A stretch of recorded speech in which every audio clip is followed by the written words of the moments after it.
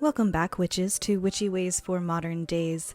This is Brittany, your host from Winslow Naturals, and today we are talking about something that has been requested, the familiar spirit.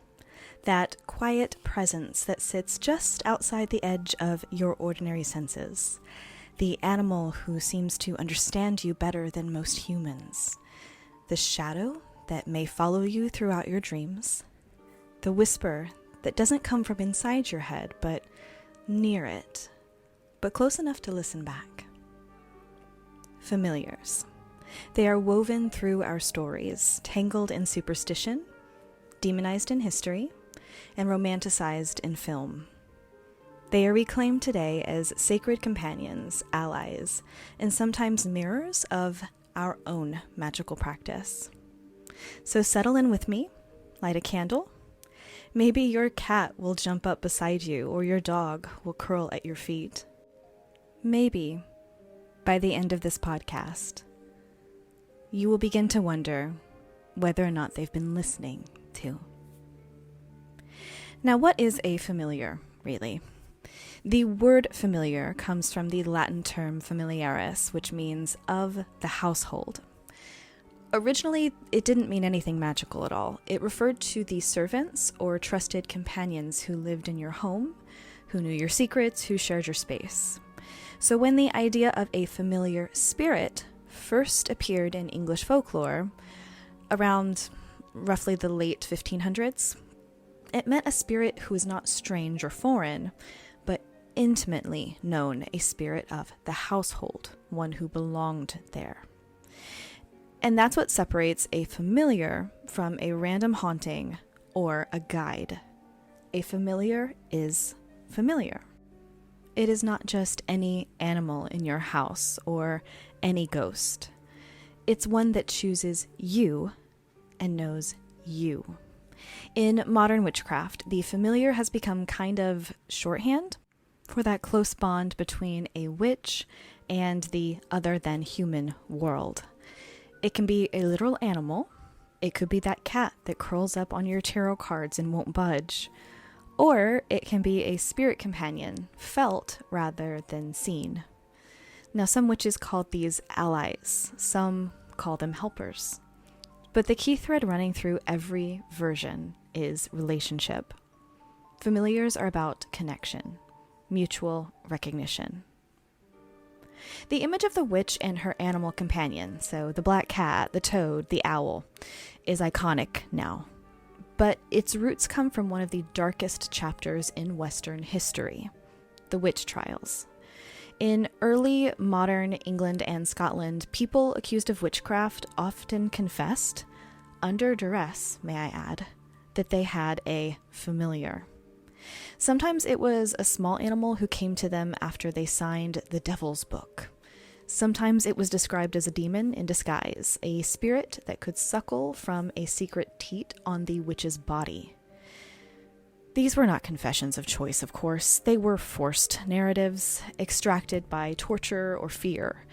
But they do tell us something about how the culture of that time saw the unseen world, not as neutral, but as a battlefield between good and evil. It's chilling to read those trial records now, if you try. A woman might say, "My spirit came in the form of a black dog and fetched me herbs." Now, to us, nowadays that would sound like folklore, even kind of like devotion, a spirit helper aiding and healing. But to her inquisitors, it was a proof of guilt. Familiars in that sense became the ultimate weapon of accusation. They blurred the line between the natural and the supernatural, and that made them super dangerous to those who needed clear hierarchies. Human above animal, priest above witch, man especially above woman. And it's no coincidence that the accused were often healers, midwives, or wise women. Those who had already held quiet power in their communities, often alongside animals. A healer with a cat was suddenly a witch with a demon. And so across the 16th and the 17th centuries, the familiar became a scapegoat, literally and spiritually, for all that the church and state could not explain. When we strip away the fear and the propaganda here, we start to see something older underneath. In village folklore, the idea of a spirit helper or animal ally wasn't sinister. It was meant to be practical. A cunning man might say his spirit fetched knowledge from afar. A wise woman might feed a toad that lived under her doorstep and ask it for protection. These were ways of naming relationships with the natural world, the way animals' dreams and instincts can feel alive and communicative. Familiars, in this sense, were not monsters. They were bridges. They are bridges between the human and the more than human world. And in that light, the idea that they choose the witch starts to make sense, because power in folk magic was not about domination. It was about recognition. A witch did not command her familiar. They worked together. They saw each other. And even now, this idea resonates. The witch's power has always been one of relation. You don't summon a familiar. You listen for one. Now let's shift from history into the more subtle. So if we think psychologically, familiars might also represent parts of ourselves. This is talked about way less often than it should be in our circles. Like, familiars represent parts of ourselves. I do strongly believe that they represent and are based upon archetype. They can embody our intuition, our instinct, and the animal wisdom that civilization has tried to suppress from us. Carl Jung spoke of something that he called the animus and something he called the anima, which were inner archetypes that guide us and challenge us, respectively. In that same sense, a familiar could be seen as the animal soul, the instinctive self that protects and informs our rational self, our more human-minded self. And that's why familiars, I believe, often show up in dreams or metaphors. When you close your eyes and you see a fox or a snake or a bird that feels significant, that could be your unconscious mind choosing a form to speak through. And when that form returns, if that's in waking life, in signs, in synchronicities, the relationship deepens. That is what makes it real. Because it's not just symbolic, it is relational and alive. So even if you interpret familiars psychologically rather than metaphysically, and I want to open this up to interpretation, your interpretation, because ultimately this is your practice. If you would choose to see a familiar as an archetype rather than a metaphysical being, you do you. This might work best for you. But the impact does remain the same, regardless of how you view a familiar. They are meant to awaken communication with something larger, either with nature, with our psyche, or with soul. In today's witchcraft communities, and I really just hope you heard that bell of my lovely pain in the ass familiar over here, Prudence. In today's witchcraft communities, the word familiar can mean many things. Let's walk through a few ways that modern witches experience them. You can experience something called the living familiar. This is a real animal companion who seems attuned to your magic. This would be Miss Prudence watching me. Watching me right now record this. So perhaps your cat always curls up on your altar or stares at you while you do the witch podcast. Or your dog is always near you at the same time that you light candles and meditate. You start to feel a mutual current there, something subtle, but it's undeniable when it happens. Living familiars are not just pets you use as spells. They are partners.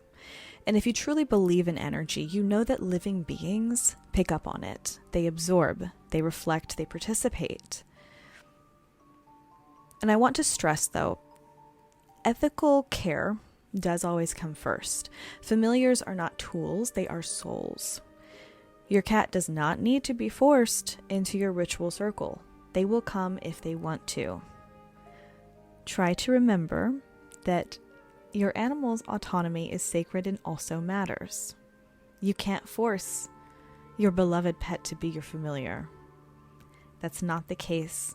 Perhaps you wish it could be the case. I promise you that when it happens organically, your magic will click much better. Now, you could have something that's called the spirit familiar. This one is not visible in the ordinary sense. It might show up in dreams, in trance work, or in that intuitive flash when something whispers to you, go left, not right.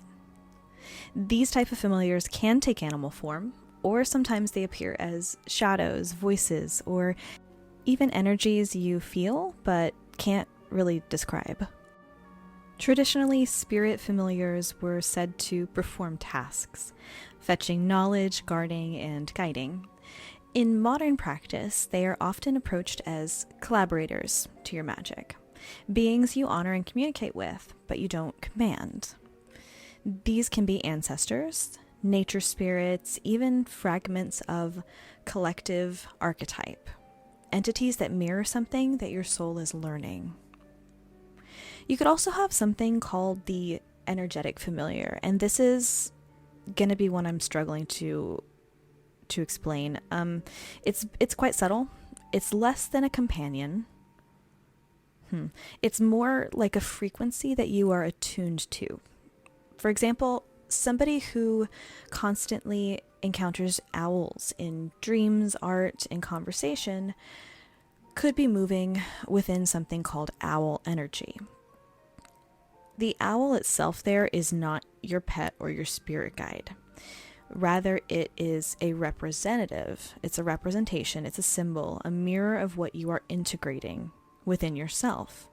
Wisdom, secrecy, intellect. You can work with this by noticing patterns, journaling, or inviting that symbol into your meditation or into your magic.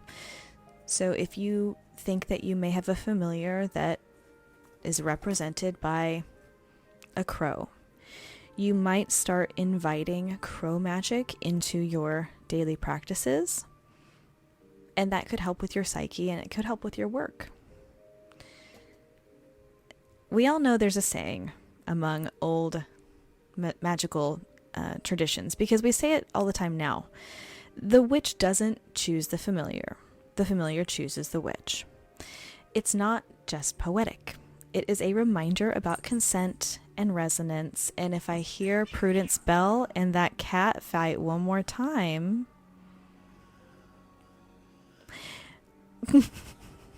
would you love to have an inauthentic podcast and me cut that out? I don't think so. We're going to leave it in.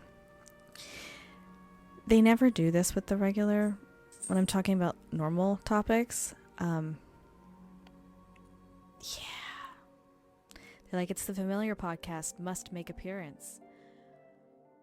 The remainder of this podcast can be purchased at our Patreon, Witchy Ways for Modern Days.